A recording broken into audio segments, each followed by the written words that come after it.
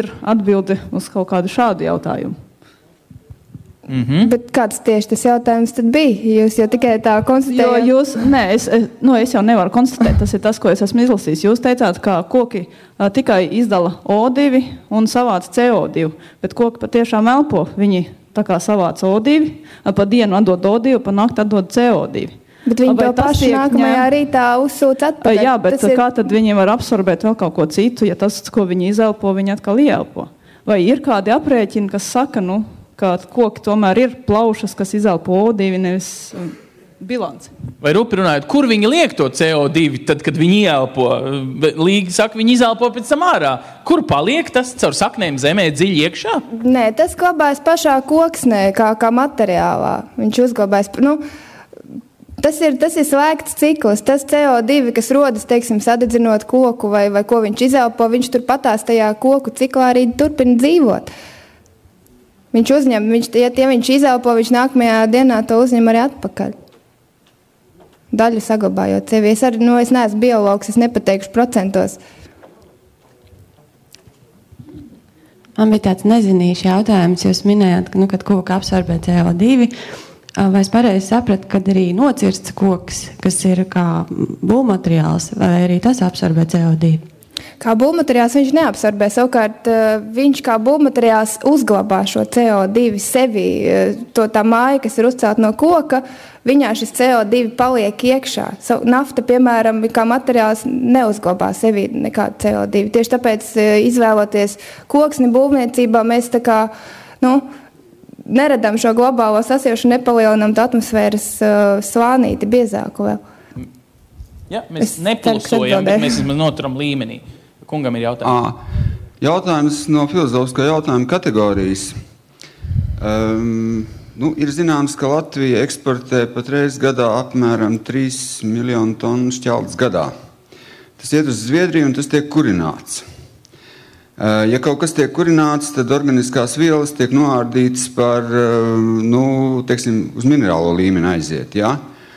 Koks un organiskā pasaule, ieskaitot mēs, var sakot, nodarbojas ar sintēzi, ieskaitot fermentu sintēzi un tā tālāk. Ja? Manā skatā, ja koku izmanto arī enerģijā, viņš būtu sašķeldojams, atdalāma gāze un tā organika atdodama tomēr atpakaļ. Es zinu, ka man vectēvu saimniecībā bija tā, ka tur rentnieks nevarēja nevienu mēslu vezumu vai siena vezumu bez vectēva atļaujas izvest no viņa saimniecības. Labi, vectēvs, bet kā jūs domājat atdot to organiku atpakaļ praktiski izstāstiet man to ideju, kā jūs atdosiet? Un es teicu, jautājums no filozofisko jautājumu kategorijas, kā tas ir? Mēs eksportējam organiku uz Zviedriju un tur viņi sadedzina, vai ne? Vispār pirmais jautājums, kāda varētu būt, filozofiskā ilgtermiņa attieksme pret koksnes dedzināšanu? Un otrs jautājums, kāda varētu būt organisko vielu attieksme pret organisko vielu eksportēšanu no Latvijas, kur mums te tomēr ir tāda apstākļa, kur tomēr tā organika tā daudz veidojās, šur tur neveidojas. Zviedrijā tā švakāka to organiku. Viņi aizved un viņi tur nokurina. Te jautājumi bija tādi. Attieksme, ko daram ar organiku, bet jautājums ir filozofisks. Jūs visu jautājumu noteikti neatbildēsiet. Labi, paldies, ļaujiet viņai, viņa atbildēs, viņa centīsies. Nevajag tā uzreiz cilvēkam pateikt, neatbildēt. Jā, visu ne. Jautājums ir, sarežģīts jautājums. Es pat īsti nezinu, kā viņu nokomentēt, jā.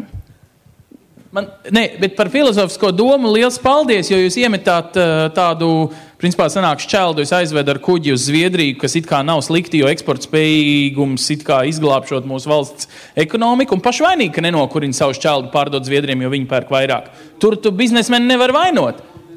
Jā, mēs nedzirdam, kamēr jūs sakat, mēs nedzirdam mikrofonā, kamēr jūs sakat, kamēr aiziet līdz nākamajam jautājumam, mums ir 1 sekunde. Bet varbūt mēs varētu, vārdu sakot, šeit no koksnes iegūt gāzi un to enerģētisko resursu, uz Zviedriju. Forši. Aha, tāda bija doma, skaidrs. Tātad mums ir vajadzīgs energovats no Zviedrijas jau mums nāk, un mēs sūtam atpakaļ vienu, siltuma vadu uz Zviedriju un kurinām paši pie sevis. Un pelni paliek mums, minerālvielas būs ko kaisīt. Vectēvs laimīgs. Jā, paldies, bet Jaunkundze, piedodiet, nav no enerģētikas speciālistiem. Tur es redzu Latvijas energoefektivitātes centram, laikam nav ko piebilst, ne? Lūdzu, jūs jautājums. Man jautājums biedrība Latvijas zaļā josta Elga Vilciņa. Vai mēs tomēr nepeldamies tādā pašapmierinātībā? Jūs minējāt, es tagad neatceros šo skaistu, cik katru gadu mēs iestādām šos kokus, bet es tā īpaši neesmu redzējis, ka mēs viņus šīs jaunaudas skoptu. Un jāsaka tā, ka krūmi nomāc, jaunaudas dzīvnieki izposta, un beigās ir tā, ka varbūt kāda trešdaļa tikai sasniedz šo, teiksim, pilngadību, koku pilngadību, ja? Un iznāks tā, ka pēc kādiem 20 gadiem mēs attapsimies, arī tuksnesī, zināmā mērā.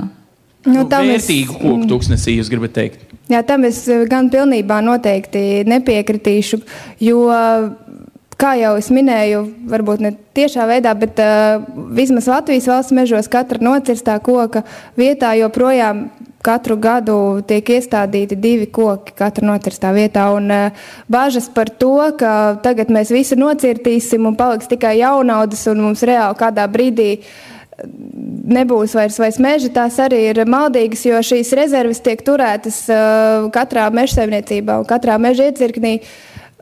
Tā teikt, līmenī ir zināms daudzums to veco koku, zināms daudzums jauno koku, un nebūs tā, ka kādā brīdī būs tikai jaunaudas. Un par to kopšanu tam es arī negribētu piekrist, jo tu varbūt es kaut ko nezinu, varbūt jūs varat kādu konkrētu piemēru minēt, un tad arī mēs varētu šo konkrēto gadījumu pēc tam apskatīt un arī izanalizēt, jo tā nenotiek. Tās tiek koptas, un priekš tam strādā cilvēki visos Latvijas reģionos, vai to darīt un tam sekot līdzi. Okay. Lūdzu, es sapratu, otrs jautājums, ja? Tas vairāk kā komentārs, ja, godīgi. Runājot par šķeldi, ja, es precīzi skaitļus nezinu, bet es zinu to, ka eksportējot šķeldu uz Zviedriju, tā cena ir kaut kur apmēram 3 vai pat vairāk reizes lētāka nekā mēs te uz vietas pārdodam to šķeldi, ja? Vai nesanāk tāds paradoks, ka mēs vienkārši, iznīstam visu šito, kā saka, to biznesa lauciņu. Kādā ziņā lētāk? Tas ir Zviedru uzņēmums, kas taisa šķeldu Latvijā un ved pāri. Viņi paši iepērk par savām Zviedru cenām. Ja jūs tagad pārmetat biznesam, ka tirgu diktē cenas, vai kas īsti? Nē, es pārmetu vairāk tai biznesa politikai tādai, ka mēs viņiem notirgojam to mūsu organiku, ja, to koksni, ja, pa 3 reizes lētāku cenu šķeldātai pašā, ja, nekā mēs pārdodam šeit uz vietas to visu. Varbūt jūs varat apstiprināt tādu cenu atšķirību? Informācijas tagad man uz vietas vai pateikt cenas man nav, bet es domāju, ka cenu atšķirība, vai tas ir ārzemju kaut kāds uzņēmums vai Latvijas uzņēmums, kas gribētu iepirkt, tādas atšķirības nebūs. Turklāt vēl pieskaitiet ceļš līdz Zviedrijai, cik vēl uztais vēl klāt izmaksas. Es negribētu jūs apšaubīt publiski, bet es nezinu, vai tas ir tik vienkārši. Vai Latvijas būtu ieinteresēts pārdot pa 3 reizes lētāku cenu Zviedram? Mēs to tīri likumīgi nevarētu izdarīt, jo mūs ir ļoti stingri viss reglamentēts un tīri gribot to fiziski nevarētu nevis izdarīt. Kur vēl viens puisis ir gatavs ar jums pacīnīties mazliet? Es nezinu, vai tas jautājums vai komentārs, bet es varu paturēt pats. Nevar, labi, tur. Patiesībā tas, ko es redzu, es pa vēl vienu dusmu gribu parunāt. Tas, ko es redzu, es diezgan daudz Latviju braukāju, un es redzu tikai kailcirts. Pēc tam braucot pēc kāda gada, es redzu pārpurvojušās vietas, un es neredzu nevienu jaunaudas patiesībā. Varbūt vienu kādreiz, bet nav. Ir tikai tukšas vietas palikušas. Ir atbilde šo jautājumu, tīpaši pēdējos 2 gados, kad tas ciršanas apjoms ir palielināts, tad tāpēc arī varbūt vairāk cilvēki gar ceļiem un visur arī braucot redz, ka arī cērt vairāk, tur tas nav noslēpums, cērt vairāk ar valdības lēmumu, taču ne tikai gar ceļiem vispār, jā, tieši tā, cērt vairāk, bet tur tā lieta ir tāda, ka, teiksim, tajos iepriekšējos treknējos, labajos gados to apjomu, ko valdība bija ļaus cirst valsts mežā, to apjomu gada laikā neizmantoja, izmantoja mazāk. Līdz ar to radās zināma rezerve, kuru mēs tagad savukārt tajā grūtajā laikā palielinot šo ciršanas apjomu, mēs varējām izmantot un savā ziņā pat valstī palīdzēt. Un tā kā es jau minēju, tad katrā gan meža iecirknī, gan mežsaimniecībā šis tas līmenis, šī stabilitāte tiek saglabāta, bet droši vien tas arī viss, ko es varēšu iekomentēt, jo tur tad tālāk aiziet speciālas sarunas no mūsu. Viens tikai jautājums. tīri tai sajūtai, lai dusma nepaliek neatbildēta. Jūs teicāt, gandrīz 100 koki minūtē mums pieaug.